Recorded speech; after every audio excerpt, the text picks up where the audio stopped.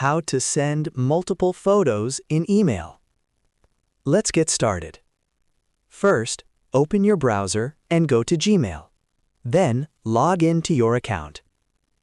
Once you're inside, click on the Compose button to create a new email. Now, enter the receiver's email address in the To field.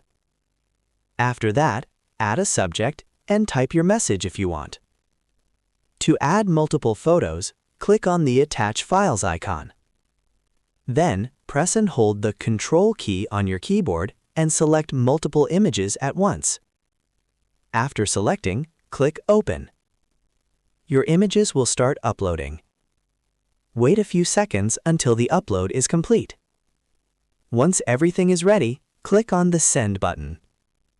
And that's it. You've successfully sent multiple photos in one email. If you found this video helpful, don't forget to like the video, subscribe, and press the bell icon for more quick tech tutorials. Thanks for watching.